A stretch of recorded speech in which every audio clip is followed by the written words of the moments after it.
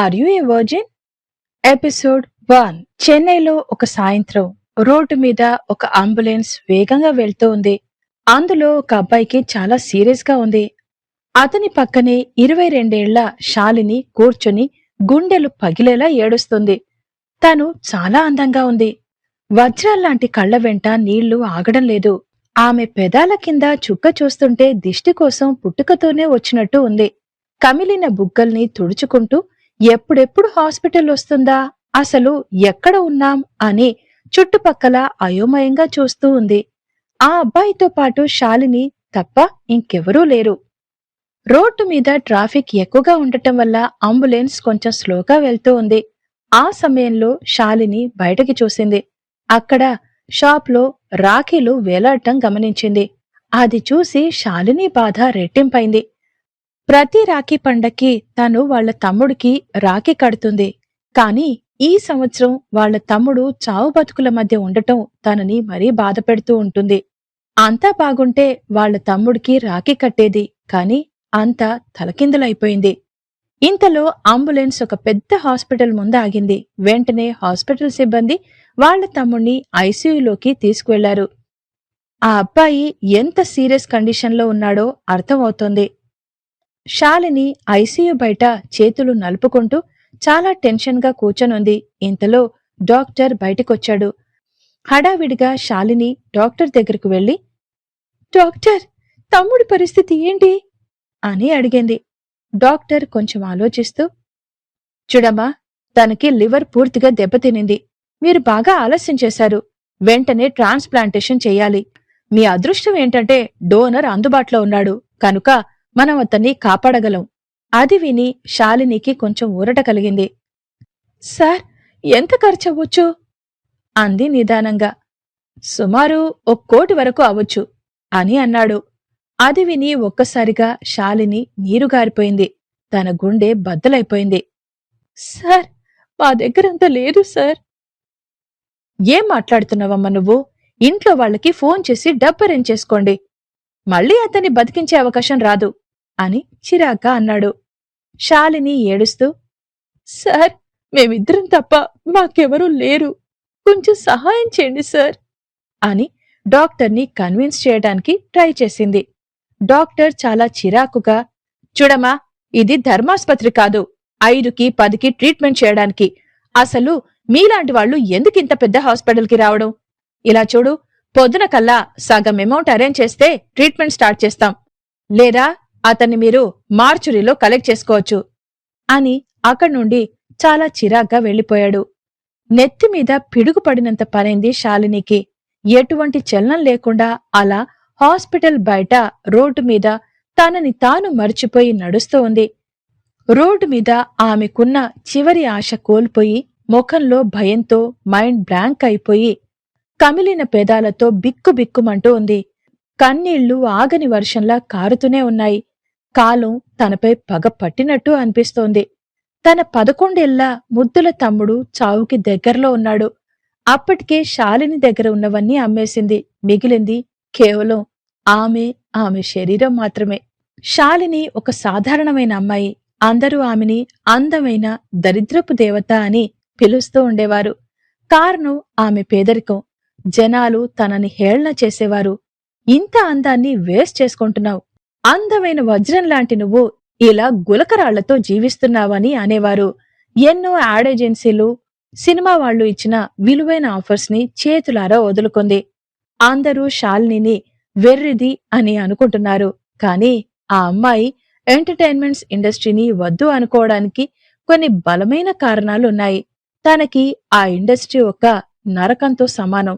ఆ నరకమే తన మొత్తం కుటుంబాన్ని నాశనం చేసింది.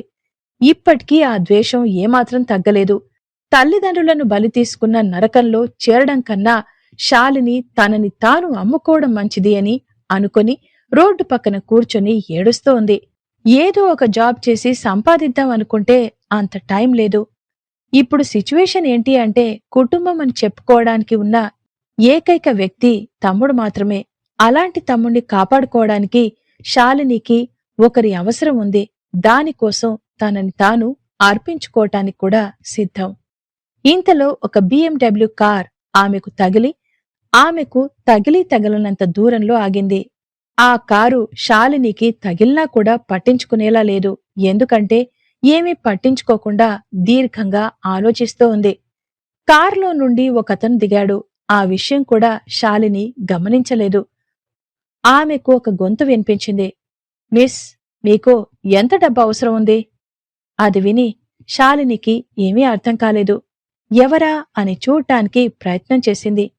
ఒక పొడుగాటి గార్డ్ ఆ అమ్మాయికి కనిపించాడు. అతను చాలా కోపంగా ఉన్నాడు. కాని ఒకసారి శాలినిని చూడగానే తన కళ్ళు పెద్దవయ్యాయి. ఒకవేళ ఆమె అందమే దానికి కారణం కావచ్చు. ఈ ప్రపంచం అంతం ఆగేలా తను ఏడుస్తూ ఉంది. ఆమె కళ్ల కింద కొంచెం వాపులతో చాలా నీరసంగా కనిపిస్తుంది. కాని తన అందానికి అది ఏమాత్రం అడ్డం కాలేదు. అవును, నాకు డబ్బు కావాలి అని అంది. సమస్య తీరుతుందేమో అనే చిన్న ఆశ. శాలిని వాయిస్ కొంచెం నీరసంగా ఉంది. తన మైండ్లో ఉన్న కన్ఫ్యూజన్స్ అన్నింటికీ ఫుల్ స్టాప్ పెట్టి ఆమెకు ఏమి కావాలో అది అడిగేసింది.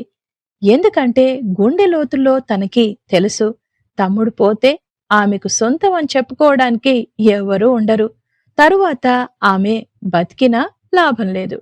Are you a virgin? కుండ బద్దలు కొట్టినట్టు అడిగేశాడు అతను. అది విన్న వెంటనే ఏ ఆడపిల్లకైనా పట్టలేనంత కోపం వస్తుంది. శాలిని పరిస్థితి బాగోలేకపోయినా తను కూడా ఒక ఆడదే కనుక ముఖం మీద అలా అడగటం చాలా అన్కంఫర్ట్, ఇబ్బంది. ఇంకా చెప్పాలి అంటే తన మీద తనకే అసహ్యం కలిగి కన్నీరు పెట్టుకుంది. ఆ మాటకు అర్థం శాలినికి తెలుసు. పిడికిలి బిగించి ఏడుపును కంట్రోల్ చేసుకుంది. ఒక్కసారి చుట్టుపక్కల చూసింది.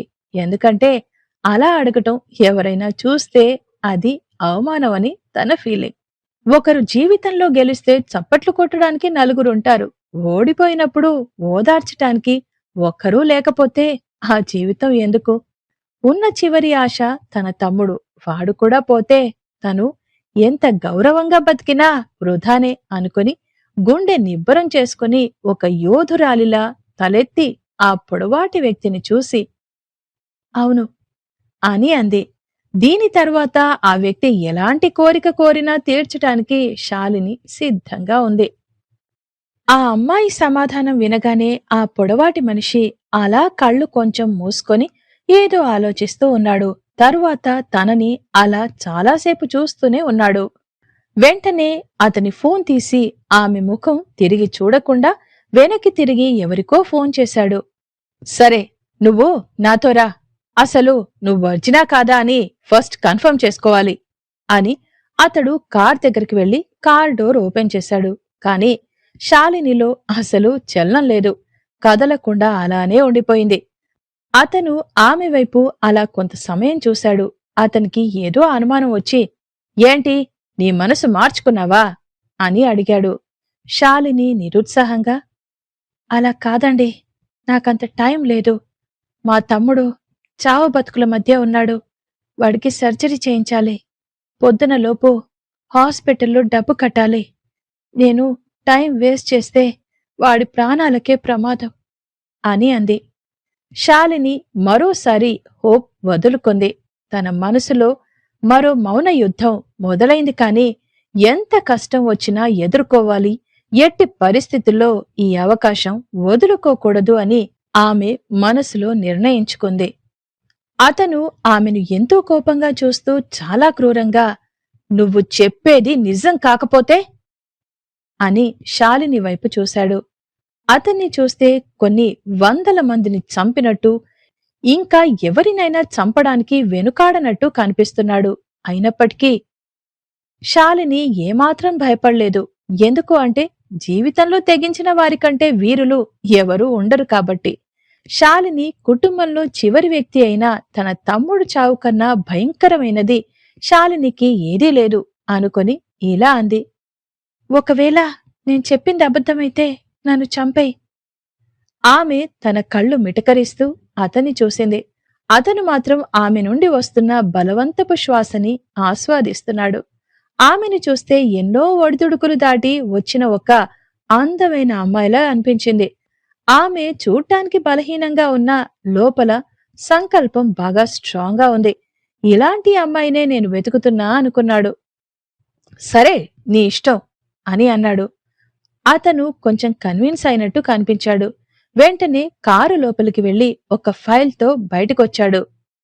ఓకే, మీరు నా కండిషన్కి ఒప్పుకున్నట్టయితే ఈ కాంట్రాక్ట్ పైన సిగ్నేచర్ చేయండి. వెంటనే మీ అకౌంట్కి సగం అమౌంట్ ట్రాన్స్ఫర్ అవుతుంది అని అన్నాడు. శాలిని వెంటనే ఆ కాంట్రాక్ట్ ఫైల్ తీసుకుంది. ఆ కాంట్రాక్ట్ పై ఆమెకి కొన్ని అనుమానాలొచ్చాయి. ఒకవేళ అలా అయితే ఇది సేవగా భావించాల్సి ఉంటుంది అని అనుకుంది.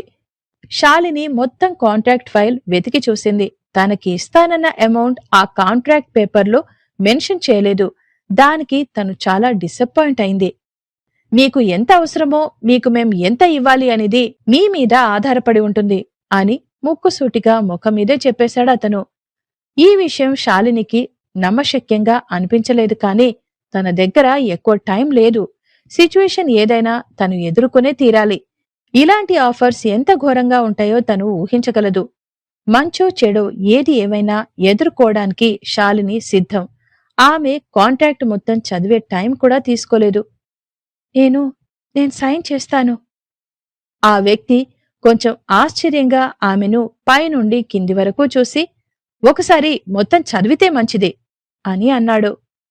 అవసరం లేదు, పెన్నివ్వండి. నేనన్నింటికీ సిద్ధమే.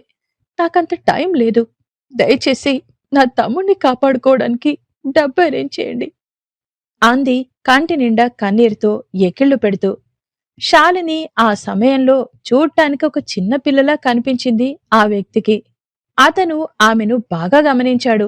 ఆ అమ్మాయి చాలా బలహీనంగా ఉంది, కాని ముఖంలో ఎటువంటి నిరుత్సాహం లేదు. తన కళ్లల్లో సంకల్పం తప్ప ఏమీ కనపట్టం లేదు. తను నరకంలోకి ఎంటర్ అవుతుంది అని తెలిసినా కూడా తాను యుద్ధానికి సిద్ధం అన్నట్టు కనిపిస్తుంది. ఇవి చిన్నపిల్లల ఆటలు కాదు, గుర్తు పెట్టుకో అని తనకి డెడ్లీ వార్నింగ్ ఇస్తూ అతను పెన్ బయటికి తీశాడు. కాని శాలిని ఎటువంటి భయం ఆలోచన లేకుండా తన దగ్గర నుండి పెన్ లాక్కొని తన కార్ మీద పేపర్స్ పెట్టి తన జీవితాన్నే తలకిందులు చేయబోయే కాంట్రాక్ట్ మీద సంతకం చేసింది. ఆ పేపర్స్ తిరిగి ఇస్తున్న సమయంలో ఆమె ముఖంలో ఒక చిన్న చిరునవ్వు విరిసింది. ఆ నవ్వు తన జీవితంలో ఒక ముఖ్యమైన వ్యక్తి కోసం తనని తాను అర్పించుకొనైనా కాపాడుకోగలను అనేదానికి చిహ్నం. ఆ అమ్మాయికి తెలుసు, ఈ కాంట్రాక్ట్ తరువాత ఆమె తిరిగి తన పాత జీవితాన్ని తిరిగి పొందలేదు అని. ఈ ప్రపంచం ఆమెను వెక్కిరిస్తున్నట్టు, అందరూ తనని బలవంత పెడుతున్నట్టు ఆ నిమిషం అనిపించింది.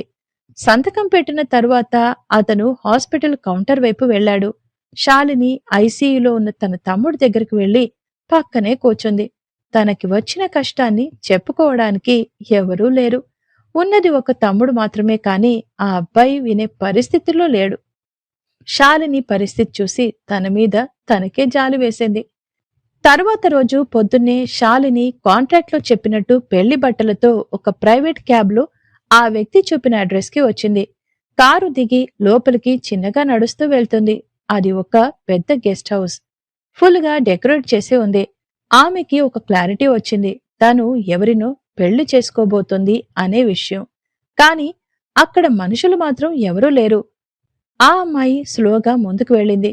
మైండ్లో ఎన్నో అనుమానాలు. పెళ్ళైతే అట్లీస్ట్ పురోహితుడైనా ఉండాలిగా అని. హాల్ మొత్తం చాలా సైలెంట్ గా ఉంది. శాలిని చుట్టూ చూస్తూ ఉంది. సడన్ గా ఒక సౌండ్ వచ్చింది. అది విని శాలిని గుండె జల్లుమంది. అది ఏంటో కాదు, శాలిని ఫోన్ రింగ్ టోన్. ఫోన్ని తీసి చాలా దీర్ఘంగా చూసి కాల్ అటెండ్ చేసింది. అవతలి వైపు ఆ వ్యక్తి నిదానంగా, ఆ హాల్లో టేబుల్ మీద ఒక రిజిస్టర్ బుక్, దాని పక్కన ఒక బాక్స్ ఉంది.